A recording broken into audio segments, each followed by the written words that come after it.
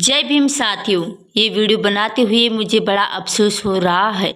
मैं ये वीडियो बिल्कुल भी नहीं बनाना चाहती थी, लेकिन आपके कुछ सवालों के जवाब देने के लिए मुझे ये वीडियो बनाना पड़ा।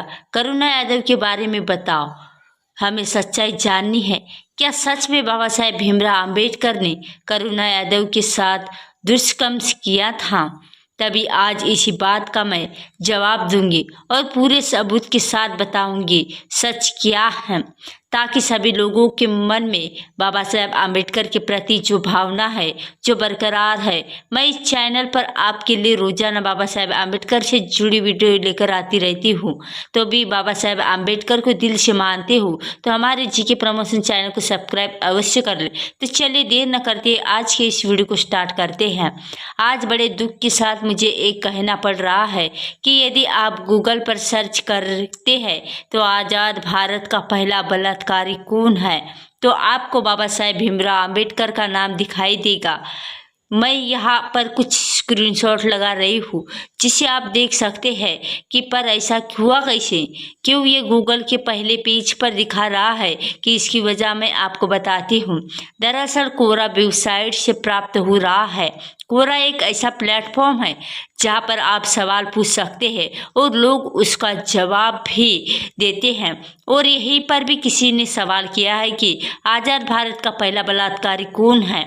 फिर क्या था, जो लोग बाबा साहेब आम्बेडकर से नफरत करते थे उन लोगों ने बाबा साहेब आम्बेडकर के नाम लेना शुरू कर दिया।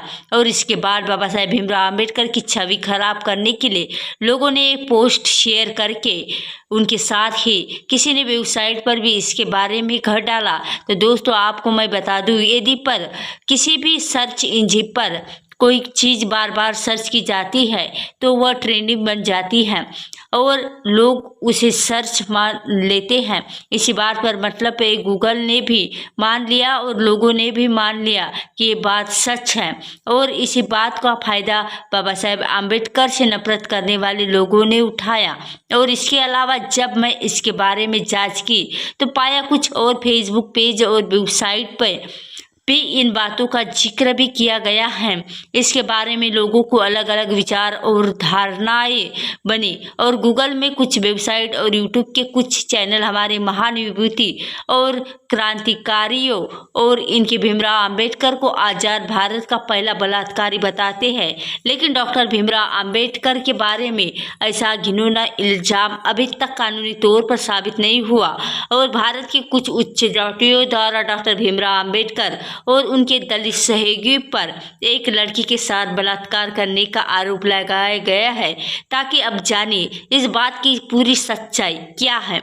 तो ऐसा कोई मामला कभी नहीं हुआ, यह सिर्फ यादव के नाम से व्यक्ति द्वारा जानबूझकर बनाए गए ब्लॉग पर प्रकाशित एक अफवाह है, जो कि उस व्यक्ति को महान मानव चैनल के साथ यूट्यूब पर देखा जा सकता है, लेकिन उस व्यक्ति ने यूट्यूब चैनल को ही डिलीट कर दिया। तभी उसका इरादा ऐसी अफवाह बनाकर डॉक्टर बाबा साहेब अम्बेडकर को बदनाम करना है।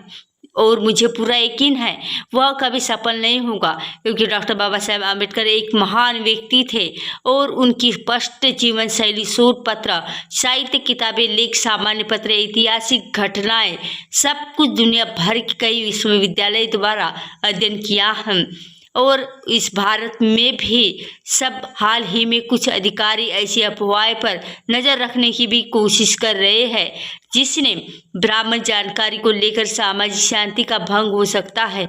और मुझे यकीन है कि वह भी है, वह जल्द ही लाखों के पीछे होगा, ताकि अंत में ऐसे अफवाह पर यकीन ना करें।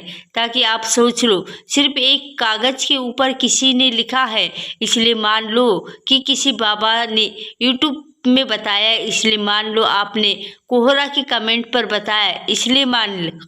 जाहिर है इस बात से किसी को बहुत गुस्सा आएगा और जाति के आधार पर घृणा व्यक्त करते हुए फिर से एक स्टोरी लिखेंगे और किसी भी क्रिएटर या कॉन्टेस्ट वाले वेबसाइट पर जाकर इसको वायरल करेंगे। जी हाँ दोस्तों, आप समझ ले कि माजरा यही है। तो बुद्धिवादी लोगों ने इतना तो जरूर समझ जाना चाहिए कि एक क्रिमिनल और बुद्धिजीवी में अंतर क्या है और क्या होता है। तभी जिसे भी किसी ने ये मुद्दा उठाया वह न तो कोई सबूत देता है ना तो कोई संदर्भ, इसी के वे स्वयं ना तो शोध करता है ना ही महान इतिहासकार है और यहाँ तक कि पेशेवर पुस्तक का लेखक भी नहीं है। इसलिए जाहिर सी बात है कि कोई भी आएगा और किसी भी महामानव के ऊपर बेबुनियाद आरोप करेगा तो क्या आप सच मानेंगे? तो नहीं, तो उस काल के किसी भी महामानव पे बिना किसी आधार पे आरोप कोई मंदबुद्धि ही कर सकता है, क्योंकि वो उन आरोपों पर कुछ लोगों के द्वारा मजाक उड़ाने और बड़े मज़ेदार जोक मारने तो कोई पुष्टि भी नहीं मिलती। और मेरे हिसाब से ये पूरी तरह से व्यर्थ है, क्योंकि योग्य पुरुष महासूर्य महामानव बोधिसत्व भारत रत्न डॉक्टर बाबा साहेब आम्बेडकर उन महान इंसानों में से जिनके आगे आप और मैं धूल की मिट्टी में समान भी नहीं हो, क्योंकि पहले उनको पढ़ो और फिर समझो और उनके बाद आकर अपने बुद्धि का प्रयोग करो। क्योंकि मैंने आज तक डॉक्टर बाबा साहेब आम्बेडकर के बारे में किसी के मुंह से ना तो कोई बात सुनी है और ना ही कहीं पढ़ी है, इसलिए ऐसा लगता है कि ये बात समाज में डॉक्टर बाबा साहेब आम्बेडकर छवि को खराब करने के उद्देश्य से ही किसी नालायक के सड़े हुए दिमाग की सड़ी हुई हरकत है। क्योंकि ये तो ऐसे ही घटिया लोग जब तर्क के सामने वाले को नहीं झुका पाते हैं तो ऐसे लोग घटिया और हरकतों और बदतमीजी यानी बदतमीजी पर उतर आते हैं। इसलिए ऐसे लोगों का अपने दिमाग पर नियंत्रण नहीं होता है, क्योंकि डॉक्टर बाबा साहेब आम्बेडकर जैसे महामानव के लिए इस तरह की बातें एक तो अच्छा मनोवृत्ति और निची सोच की ही उपज है। क्योंकि डॉक्टर बाबा साहेब भीमराव अंबेडकर जैसे उत्तम सोच वाला आदमी भारत में 1000 साल में भी नहीं बन सकता। और अंत में मैं यही कहना चाहूँगी कि ऐसे प्रश्न पूछने वाले प्रश्नकर्ताओं को पहले इतिहास से संबंधित सभी साक्ष्य जुटा लेना चाहिए, और अगर किसी के बारे में कोई जानकारी ना हो तो डॉक्टर बाबा साहेब अम्बेडकर जैसे महान बुद्धिविधि यानी विभूतियों पर इस तरह के जघन्य अपराध लगाना खुद में एक बहुत बड़ा अपराध है।